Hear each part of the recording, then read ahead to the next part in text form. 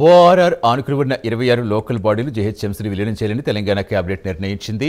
మూడో డిస్కమ్ ఏర్పాటుకు ఆమోదం తెలిపింది. కొత్త డిస్కమ్ పరిధిలోకి వ్యవసాయ కనెక్షన్లు, లిఫ్ట్ ఇరిగేషన్ స్కీమ్స్ రానున్నాయి. హైదరాబాద్ కోర్ అర్బన్ ఏరియాలో మున్సిపాలిటీలు ఉండనున్నాయి. 3000 మెగావాట్ల విద్యుత్ కొనుగోలు కేబినెట్ ఆమోదం తెలిపింది. పంపుడు స్టోరేజ్, పవర్ ప్లాంట్ల టెండర్స్ మంత్రివర్గంలో గ్రీన్ సిగ్నల్ ఇచ్చారు.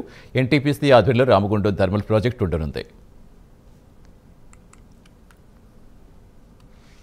మిషన్ భగీరథ, సురక్షిత మంచినీటి పథకాలు, Hyderabad metro water supply, sewerage board power కనెక్షన్లన్నీ కొత్త డిస్కాం పరిధిలోకి వస్తాయి. మూడవది, రాష్ట్రంలో పెరుగుతా ఉన్న విద్యుత్ డిమాండ్, రాబోయే 10 ఏళ్లకు అవసరమయ్యే విద్యుత్ సరఫరా, విద్యుత్ ఉత్పత్తి అంచనాలకు కేబినెట్ సమగ్రంగా చర్చించింది.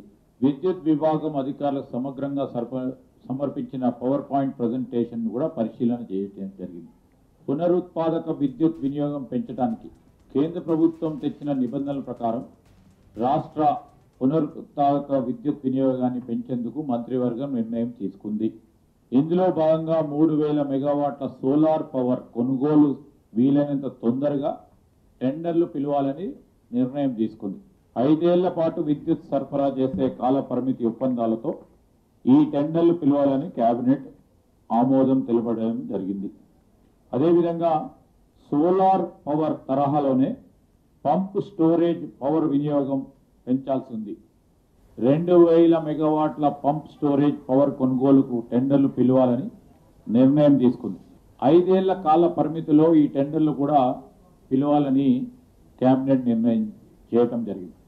రాష్ట్రంలో పలు చోట్ల పంప్ స్టోరేజ్ పవర్ ప్లాంట్లను ఏర్పాటు చేయడానికి అనువైన ప్రాంతాలున్నాయి. పంప్ స్టోరేజ్ పవర్ ప్లాంట్లు నెలకొల్పడానికి ముందుకొచ్చే కంపెనీలు, పెట్టుబడిదారులకు అనుమతి ఇచ్చేందుకు కేబినెట్ ఆమోదం తెలిపింది. ఇప్పటికే కేటీఆర్ గారు కానీ హరీష్ రావు గారు మాట్లాడిన మాటలు పూర్తిగా అబద్ధాలు, అసత్యాలు. దాంట్లో ఒక్క మాట నిజం కూడా లేదు. చాలా కాలం నుంచి కోర్ హైదరాబాద్ ఏరియా అంటే ఇప్పుడు ఔటర్ రింగ్ రోడ్ లోపల ఇది కాలుష్య రహిత ప్రాంతంగా చేయాలని గతంలో అన్ని ప్రభుత్వాలు ఆలోచన చేసినాయి. గతంలో ఉన్న కాంగ్రెస్ ప్రభుత్వం ఆలోచన చేసింది. ఆ తర్వాత టిఆర్ఎస్ ప్రభుత్వం అనేక విధాలుగా ఆలోచన చేసింది, కొంత ఫైనలైజ్ చేసింది. మరి వాళ్ళు అంటే ఆ ప్రపోజల్ ప్రకారము ఔటర్ రింగ్ రోడ్ లోపల ఉన్న అన్ని ఇండస్ట్రీస్ ని out side the ring road shift అయ్యే విధంగా ఒక ప్రణాళిక తయారు జరిగింది.